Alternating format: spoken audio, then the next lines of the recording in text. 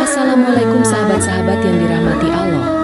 Hari ini saya akan menceritakan seorang pemuda bernama Reza pulang ke desa asalnya setelah bertahun-tahun merantau. Namun, kepulangannya disambut dengan rentetan kejadian aneh. Anak-anak kecil menghilang tanpa jejak, dan penduduk desa mulai ketakutan. Isu berkembang bahwa ada tuyul pemakan nyawa yang bergentayangan, bukan sekadar mencuri uang, tapi menghisap jiwa manusia. Reza terperangkap dalam misteri ini dan harus menemukan kebenaran sebelum semuanya terlambat. Namun sebelumnya saya sarankan untuk menuliskan sholawat Nabi Muhammad agar kelak sholawat ini menjadi saksi untuk mendapat syafaat di akhirat. Like dan subscribe ke channel ini sangat membantu menyebarkan dakwah Islam dan menjadi amal jariah. Reza menghela napas panjang begitu ia melihat gerbang tua di ujung jalan berbatu. Desa ini adalah tempat ia tumbuh besar. Tetapi sudah bertahun-tahun ia tidak menginjakkan kaki di sini. Udara sore terasa lebih dingin dari biasanya. Angin berhembus membawa aroma tanah basah. Jalanan sepi. Hanya ada beberapa orang tua duduk di teras rumah mereka, menatap Reza dengan tatapan yang sulit diartikan. Rumahnya masih berdiri seperti dulu. Bangunan kayu itu tampak lebih rapuh. Catnya mulai mengelupas. Ia mendorong pintu dengan hati-hati. Derit kayu yang panjang membuat bulu kuduknya berdiri. Di dalam, perabotan masih seperti dulu.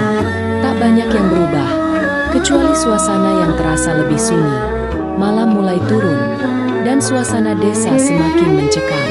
Reza duduk di ruang tengah. Lampu minyak kecil menerangi sekitarnya. Dari luar, terdengar suara angin berdesir melewati pepohonan.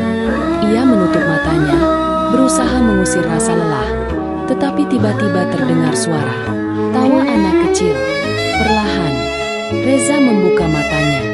Suara itu terdengar jelas, seperti ada anak kecil bermain di luar jendela. Jantungnya berdetak lebih cepat. Ia bangkit dan mengintip keluar. Gelap, tidak ada siapa-siapa. Tetapi tepat di bawah cahaya rembulan, terlihat jejak kaki kecil yang basah, seolah ada seseorang yang baru saja berdiri di sana. Reza merinding. Ia mencoba meyakinkan dirinya bahwa itu hanya perasaan paranoid. Namun, sebelum ia kembali ke dalam, terdengar suara lain. Kali ini lebih dekat. Suara napas. Ia menoleh cepat, dan saat itu juga, sebuah bayangan kecil melintas di ujung pandangannya, bergerak cepat menuju kegelapan. Reza mundur perlahan. Ia baru saja tiba di desa ini, tetapi sesuatu memberitahunya bahwa malam ini bukan malam yang biasa. Pagi datang dengan cahaya yang suram. Kabut tipis menyelimuti desa, membuat suasana semakin dingin. Reza duduk di teras rumah, memikirkan kejadian semalam. Jejak kaki kecil yang basah itu masih terbayang di benaknya. Saat ia tengah melamun, seorang anak kecil berlari melintasi jalanan desa dengan wajah panik. Di belakangnya, seorang ibu menangis sambil berteriak, "Anakku hilang, Raka hilang semalam." Penduduk desa segera berkumpul. Wajah-wajah mereka tampak cemas, seolah kejadian ini bukan pertama kalinya terjadi. Reza mendekati seorang pria tua yang berdiri di dekatnya. Wajahnya penuh kerutan, matanya menatap kosong ke tanah. "Pak, apa yang sebenarnya terjadi?" tanya Reza. Pria tua itu, yang ternyata adalah Pak Wira, menghela napas berat. Ini sudah anak ketiga yang hilang dalam bulan ini. Reza terkejut. Kenapa tidak ada yang melapor ke polisi? Pak Wira menatapnya dengan tajam. Polisi tidak akan bisa berbuat apa-apa. Ini bukan perbuatan manusia.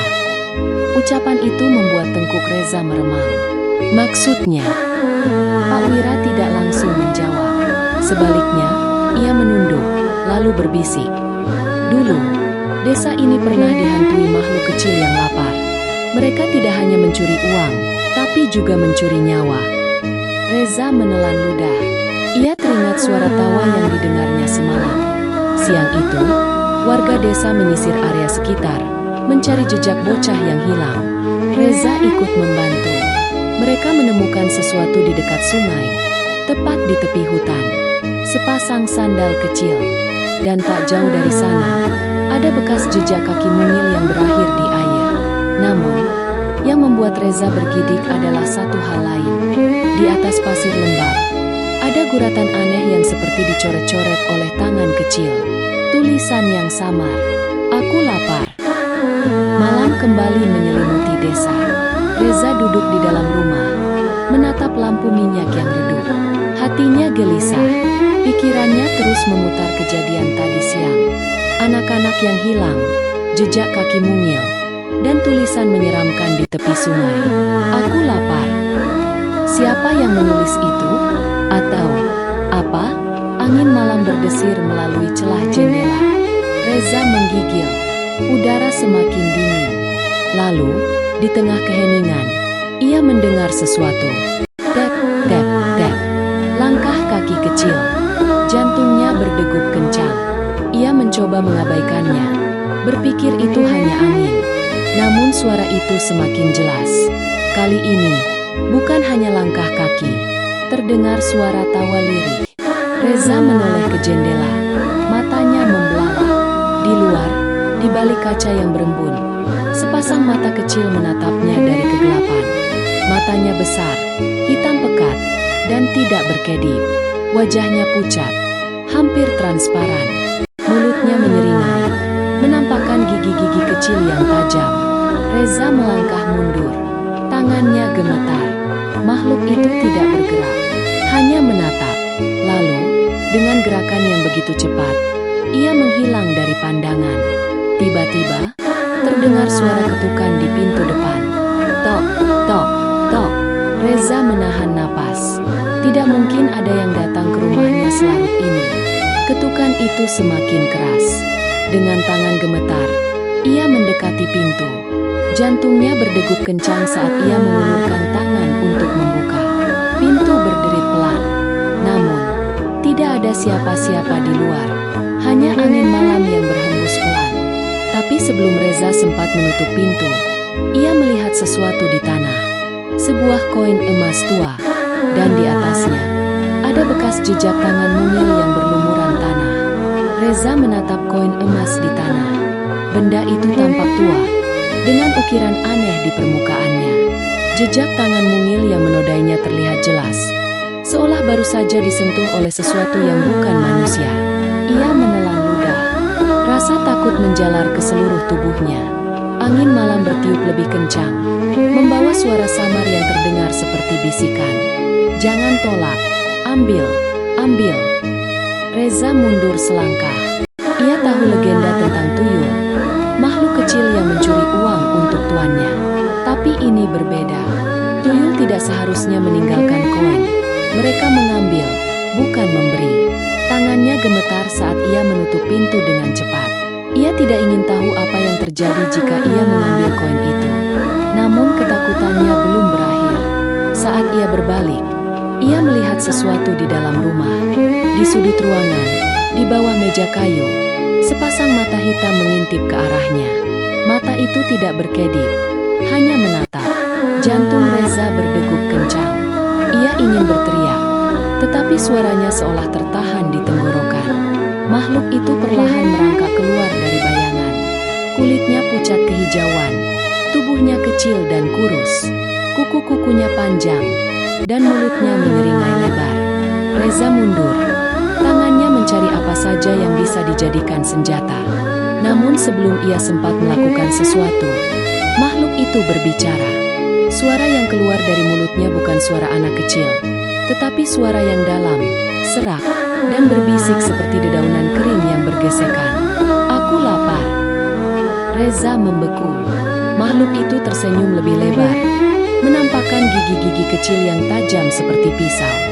Lalu, dalam sekejap, ia menghilang, hanya meninggalkan suara tawa kecil yang menggema di sudut ruangan. Reza jatuh terduduk, nafasnya tersengal. Ia menyadari satu hal, makhluk itu bukan hanya tuyul biasa. Dan yang lebih mengerikan, ia belum pergi, ia hanya menunggu. Di suatu tempat dalam kegelapan, Reza masih terduduk di lantai. Dadanya naik turun cepat, jantungnya seperti ingin meledak. Matanya menyapu setiap sudut ruangan, mencari tanda-tanda keberadaan makhluk itu. Hening, terlalu hening. Namun, ia bisa merasakannya. Makhluk itu masih ada di sini. bersembunyi dalam bayangan, menunggu saat yang tepat. Angin berdesir dari celah jendela yang sedikit terbuka. Tirai tipis berkibar perlahan. Dan di baliknya, sesuatu bergerak. Reza menahan napas. Ia memberanikan diri mendekati jendela. Tangannya gemetar saat ia menggeser tirai. Tidak ada apa-apa. Hanya gelapnya malam dan pohon yang bergoyang pelan di kejauhan. Namun saat ia berbalik, makhluk itu sudah ada di belakangnya. Reza tersentak. Makhluk itu berdiri hanya beberapa langkah darinya. Tubuhnya lebih jelas terlihat sekarang. Lebih menyeramkan dari sebelumnya. Kulitnya tampak membusuk. Tangannya kurus dengan kuku panjang yang menghitam. Matanya kosong, hitam pekat, seperti lubang tanpa dasar. Tapi yang paling mengerikan adalah mulutnya. Lebih lebar dari seharusnya. Dengan gigi kecil yang tajam berlumuran sesuatu yang gelap. Dar, makhluk itu menatap Reza dengan senyum aneh. Lalu ia berbisik, "Aku lapar." Reza mundur, tapi makhluk itu bergerak lebih cepat. Dalam sekejap, ia sudah melompat ke arahnya. Reza berteriak dan terjatuh. Makhluk itu berada di atasnya. Wajahnya hanya beberapa inci dari wajah Reza. Nafasnya dingin, seperti embun pagi yang menusuk tulang. "Aku butuh nyawamu." Reza meronta, mencoba mendorong makhluk itu menjauh. Namun tubuh kecil itu terasa begitu kuat. Saat kuku tajam itu hampir menyentuh lehernya, sesuatu terjadi. Terdengar suara keras dari luar rumah. Suara dentuman yang membuat jendela bergetar. Dan tiba-tiba, makhluk itu berhenti. Matanya yang hitam melirik ke arah suara itu. Ia terlihat gelisah, seperti ada sesuatu yang lebih besar yang mengancamnya. Reza tidak menyia-nyiakan kesempatan itu. Dengan sisa tenaganya, ia menendang makhluk itu hingga terlempar ke belakang. Saat ia bangkit dan melihat ke arah lantai, makhluk itu sudah lenyap. Namun, ia tahu, ini belum berakhir. Makhluk itu masih lapar, dan ia pasti akan kembali. Reza masih berdiri di tempatnya. Tubuhnya gemetar. Keringat dingin mengalir di pelipisnya. Makhluk itu lenyap. Tapi hawa dinginnya masih tersisa di udara. Suara dentuman tadi terus terngiang di kepalanya. Sesuatu telah membuat makhluk itu pergi. Tapi apa? Reza mengambil senter dari meja dan memberanikan diri keluar rumah. Langkahnya pelan, penuh kewaspadaan. Malam terasa lebih sunyi dari biasanya. Seolah desa ini sudah mati. Di kejauhan, samar-samar ia melihat bayangan seseorang berdiri di tengah jalan setapak yang mengarah ke hutan. Sosok itu tampak kurus, berjubah panjang, dengan kepala tertutup tudung gelap. Reza menyorotkan senter ke arahnya. "Siapa di sana?" Suaranya bergetar. Sosok itu tidak menjawab. Ia hanya berdiri diam, seolah menunggu sesuatu. Reza melangkah mendekat, tapi tiba-tiba, bayangan itu bergerak dengan kecepatan tak wajar. Dalam sekejap, sosok itu sudah berada hanya beberapa meter di depannya. Reza mundur. Jantungnya hampir melompat keluar dari dada. Lalu, terdengar suara berat dari balik tudung gelap itu. "Kau sudah melihatnya, bukan?" Reza membeku. "Lihat, apa?" tanyanya dengan suara bergetar. Sosok itu menghela napas panjang. Dari dalam jubahnya, ia mengeluarkan sesuatu. Seikat daun kering yang tampak aneh, dengan simbol merah yang tergambar di atasnya. "Ini bukan tuyul biasa," katanya lirih. "Ini adalah makhluk terkutuk, pemakan nyawa." Reza tertegun. Sosok itu melangkah lebih dekat. Suaranya lebih tegas. "Kau harus segera meninggalkan desa ini sebelum ia kembali. Sebelum ia benar-benar lapar dan tak bisa dikendalikan lagi." Reza menelan ludah. "Tapi, anak-anak yang hilang, mereka harus ditemukan." Sosok berjubah itu diam sejenak, lalu mengangkat kepalanya sedikit. Dari balik tudung gelapnya, sepasang mata tua menatap Reza dengan tajam. "Jika kau ingin bertahan hidup, maka jangan cari mereka." Angin malam bertiup lebih kencang, dan sebelum Reza sempat mengatakan apapun, sosok itu menghilang, lenyap ke dalam kegelapan. Reza berdiri terpaku. Dadanya naik turun cepat. Ia tahu satu hal. Ia tidak bisa pergi begitu saja. Ia harus menghentikan makhluk itu sebelum lebih banyak nyawa yang hilang. Reza tahu ia tidak bisa lari. Jika makhluk itu tidak dihentikan, akan ada lebih banyak korban. Ia kembali ke rumahnya, mengambil ponsel dan senter.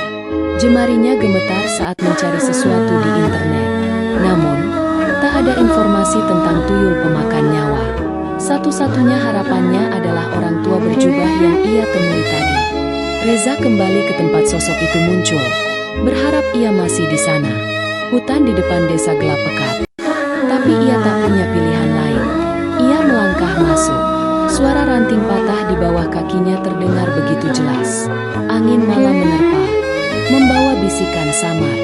Nyawa, nyawa. Reza mempercepat langkahnya. Di tengah hutan, ia melihatnya. Sosok berjubah itu duduk di atas batu besar, menggenggam segenggam daun kering yang ia tunjukkan sebelumnya. Kau tetap mencarinya, katanya tanpa menoleh. Reza mengangguk, berusaha menahan ketakutannya. Apa yang harus kulakukan?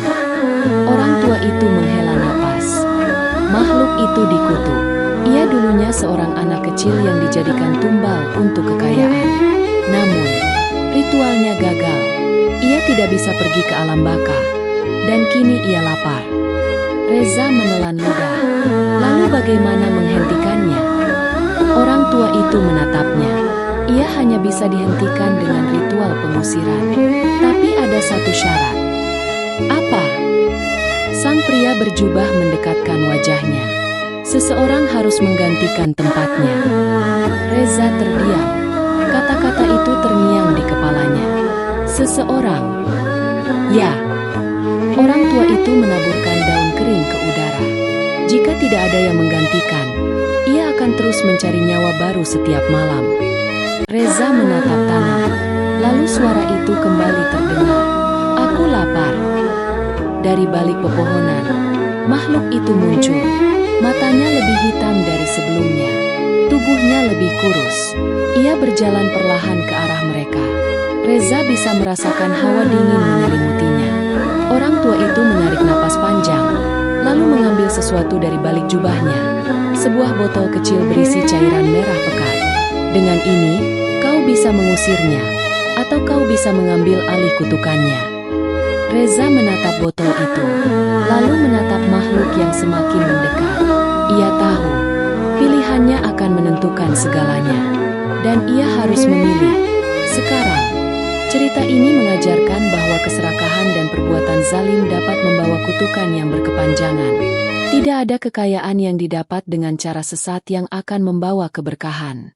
Setiap kezaliman pasti akan ada balasannya, baik di dunia maupun di akhirat. Sebagaimana firman Allah dalam Al-Quran. Dan janganlah kamu memakan harta di antara kamu dengan jalan yang batil, dan janganlah kamu menyuap dengan harta itu kepada para hakim, dengan maksud agar kamu dapat memakan sebagian harta orang lain dengan jalan dosa, padahal kamu mengetahui. Al-Baqarah 188. Cerita ini adalah fiktif, dibuat seolah nyata agar kita dapat mengambil hikmah di dalamnya. Semoga kita selalu dijauhkan dari keserakahan dan diberi rezeki yang halal serta penuh berkah. Terima kasih telah mendengarkan cerita ini. Jika kalian menyukainya, jangan lupa untuk like, komentar, dan subscribe agar bisa mendapatkan lebih banyak cerita menarik lainnya. Sampai jumpa di kisah selanjutnya.